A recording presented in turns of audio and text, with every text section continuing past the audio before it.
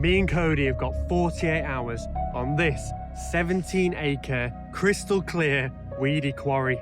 This lake is home to some absolutely scaly mirrors and a lot of hidden gems. There is literally no one else fishing this lake right now. The challenge is going to be finding spots and getting the carp feeding. Some people call it the unknown lake.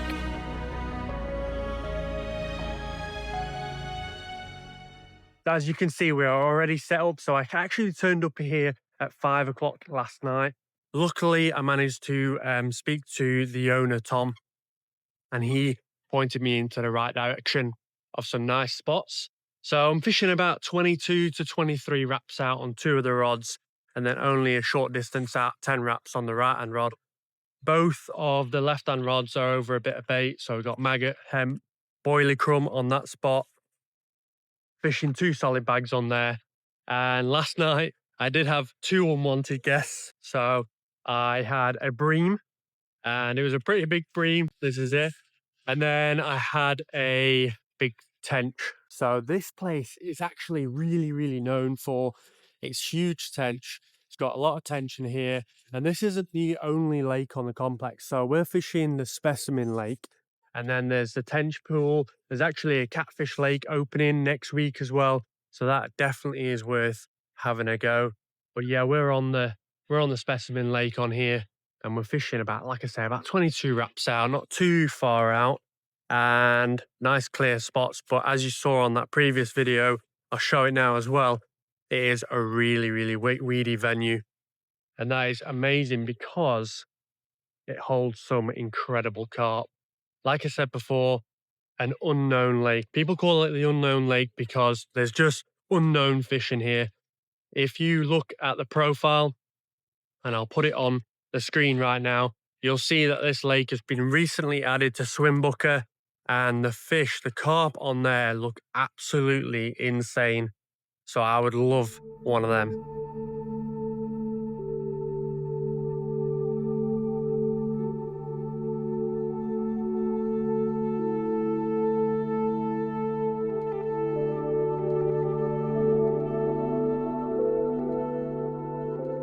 Me and Cody are just going for a little bit of a walk around, not too far from the rods, but this lake, I was reading up about it before, and it was actually dug out in the 1950s and as a limestone extraction site. And I was looking at this actual rock on this bench here.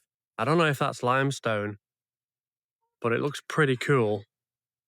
It must be something, it must be limestone, surely. Yeah, what an incredible little find.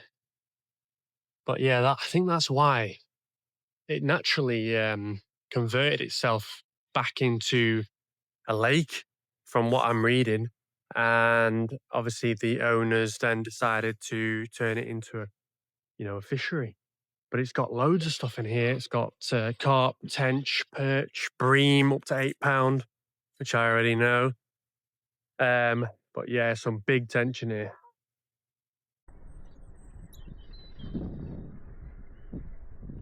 The first hook bait I'm actually trying is corn, slow sinking corn.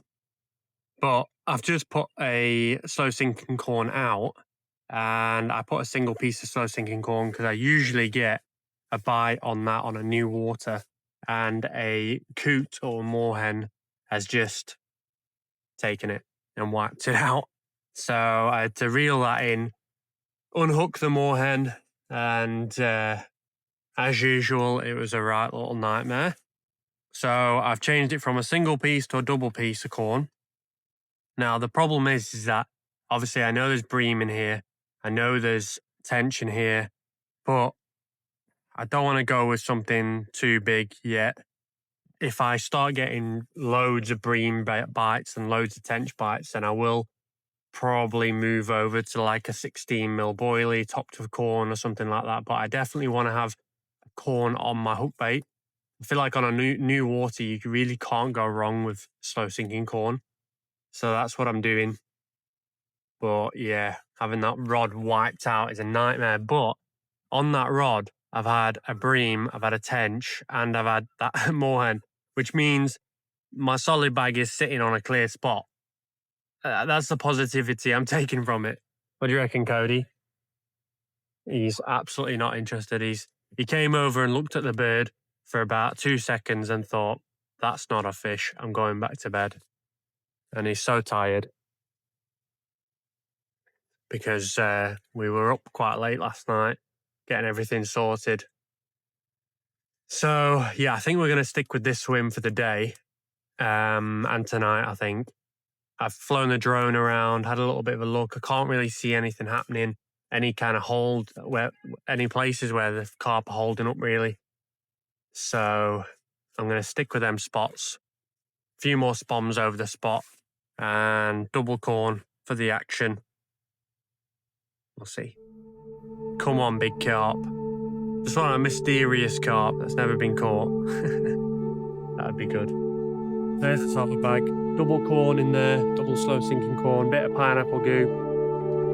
Let's get it out there.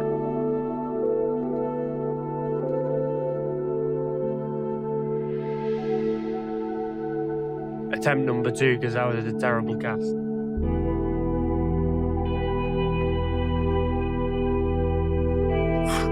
Attempt number 3. That crosswind's really getting to me.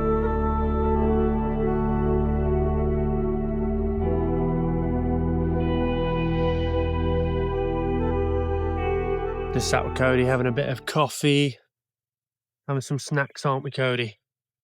Trying to figure out what our next step is, because obviously we only had the bream and the tench last night, and obviously there is a bit of bait out there on that spot, and there is quite a lot of those kind of island fingers coming out into the lake.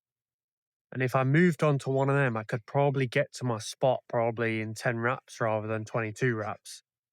And then I could access that further water. But I'm also looking at those trees over there, because if I was a carp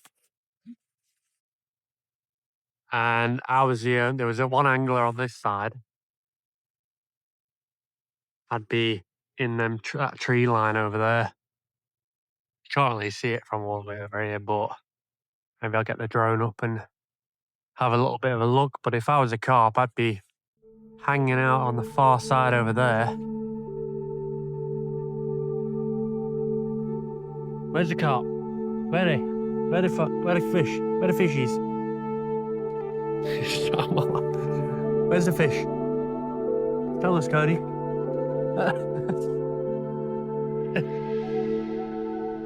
They're in the water, not on the bench. Something tells me that this is going to be one of those lakes where you do like a campaign on. Even though it's like stacked with fish, I feel like they're going to be wiser carp in here, because it's been going a lot longer than a lot of fisheries. So it's not like they've just been put in here kind of thing.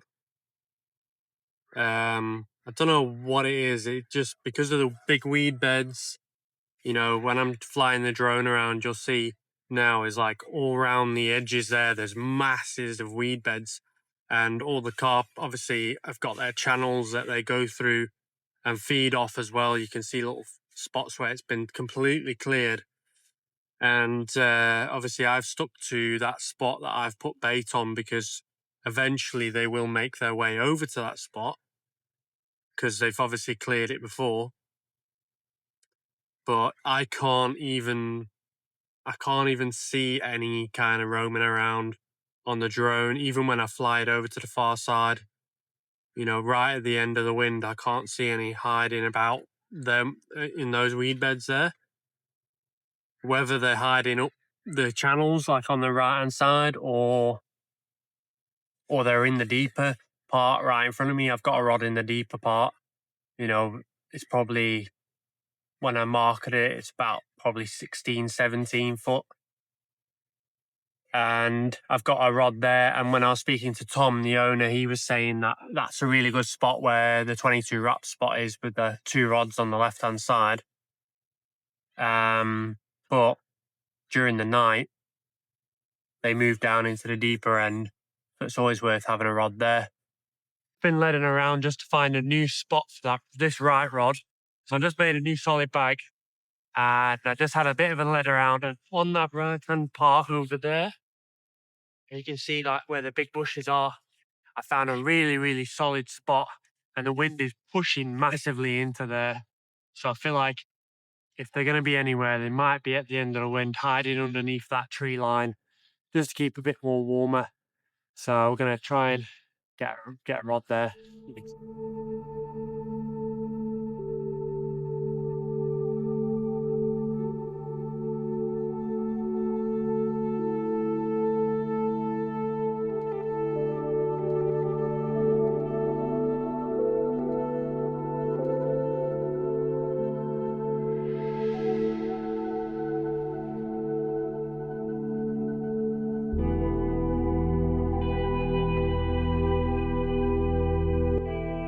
All 3 rods are absolutely placed now. Just going to tighten up that right hand bobbin once it's, that line sunk a little bit more.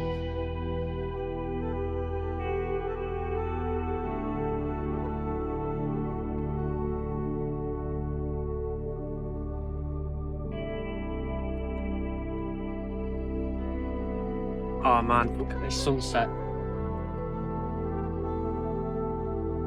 This is mega. Hey, look at that sunset, Cody. This is signs of things to come. Spring is not far away.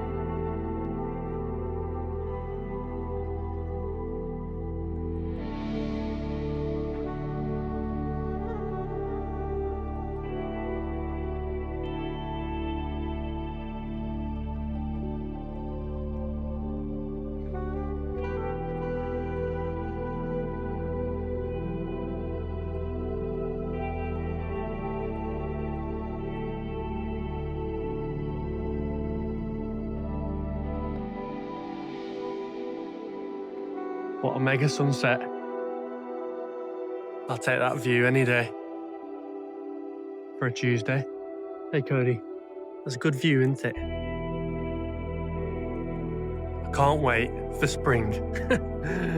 That means it's coming, it's on its way, Cody.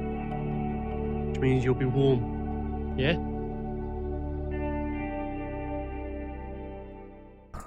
That's not the morning wake up you want, is it? What a nice morning, and this little fella decides to take me my corn hook bait.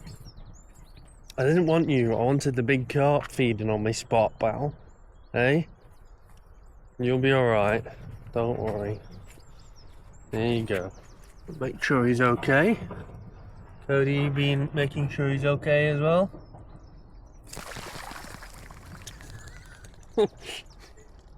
Lovely.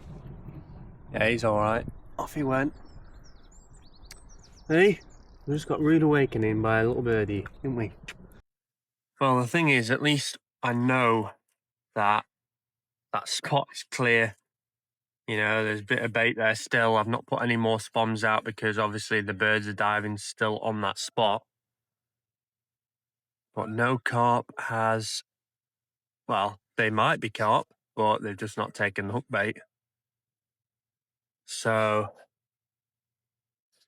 I think what I'm going to do is I'm going to put this solid bag out, and then I'm going to go for, I'm going to put the solid bag out, and then halfway through the day, probably about, because I don't want to miss morning bite time, so I'll probably pull the rods in about 12 o'clock and I'll go for a walk and see if I can see anything further down. I need to recharge my drone as well because my power banks have recharged everything up rather than my drone. But I don't think I'm going to see much on my drone. I think it's a bit more of a case of I'm going to walk down each of those fingers and just see if I can see anything swirling or any morning kind of midday fizz or anything like that. I was speaking to a guy on TikTok, and he was saying that he came down in summer, threw a few pinks at them, and you know, he had 4 or 5 fish out, and they were mega scaly mirrors. I'm going to put them on screen now, actually, just because of like how mega scaly they were. Well, we're not giving up. We're going to go for a little tour around the lake now, just have a little bit of a look around. So I'll show you little different parts of the lake, and hopefully that helps you when you come down. Don't know how well you can hear me because the wind's obviously quite bad, but I'll hold the camera quite close. This is like the start of the lake as you drive in. So over there's the entrance where you dip all your nets and slings and everything. And then just at the start here, there's like this jetty, which obviously isn't fishable off, I don't think. And then there's like a water source coming in down here.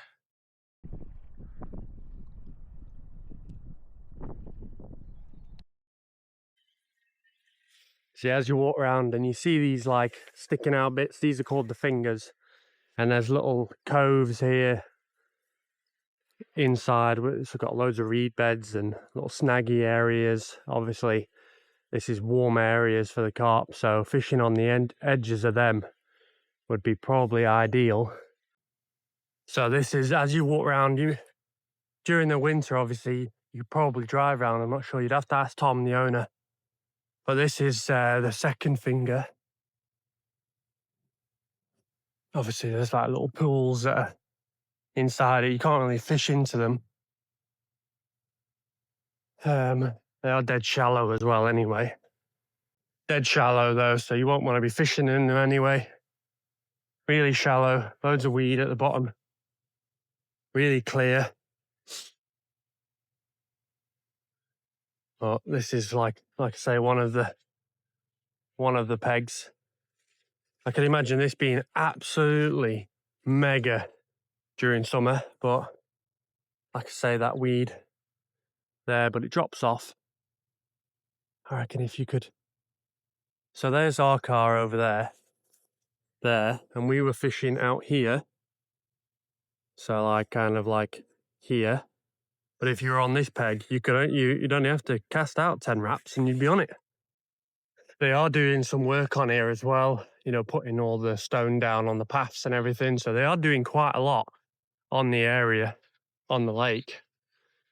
Don't think this one's, I think it's quite underwater, to be quite honest. I don't think this one is meant to go a bit further out, but I think with these fingers that stick out, they're a lot more accessible to, you know, the spots where the carp are probably hanging about. You know, like I say, there's these bits that come in, these little coves. And I wouldn't imagine the carp coming here unless, you know, it's dead warm, but I don't think it's going to be as high, the water level. See, this is the kind of lake that me and Cody have been searching for. I said in one of my videos that we wanted to go to a lake where it wasn't like didn't feel commercialized, you know, and it just felt so natural, and you just knew that there was just unexpected monsters in there. And some people on my TikTok were sending me pictures of the fish that they were having from here, and it was just absolutely mega.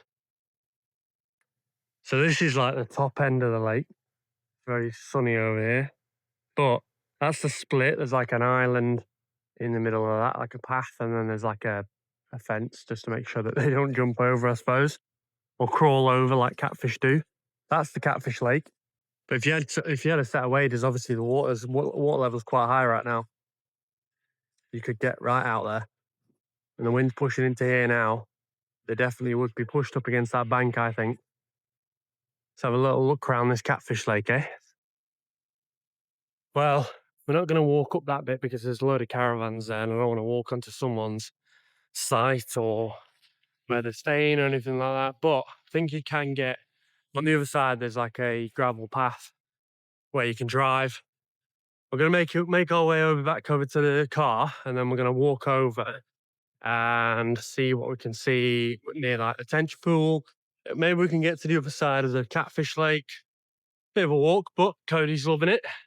You might be thinking, why am I watching this video so far if there's not even been a fish? Well, if you comment something about this video, or just like and make sure you subscribe, I'm going to pay for you and your mate to come to this place and fish it for 48 hours. So you and your mate, 48 hours, I'll organise it with the owner, and yeah, all you have to do is comment below, like, and make sure you subscribe, both you and your mate, and I will pay for you to come fish this incredible venue. So we're just walking over to the Cat Lake now. I've just made it to the other side, and yeah, there's quite a lot of work going on. It is obviously ongoing. This place is going to be really, really good once it's all kind of, they're putting all the road in. They've got quite a lot of work going, and Hank, who's the bailiff on here, he's handy to speak to as well. He's got some good stuff to say about the place and their plans and everything like that. Obviously, Tom is the owner. You might see Tom when he's around. But yeah, this is the Cat Lake.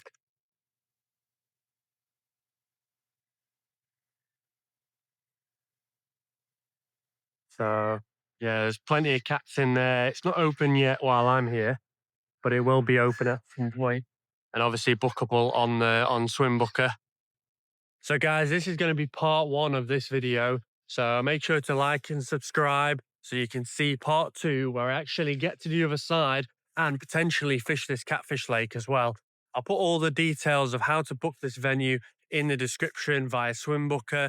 And yeah, hopefully we shall be back in next week or in a couple of weeks, and we'll be showing you either a nice catfish or a big carp. Hope to see you soon. Tight lines from me and Cody.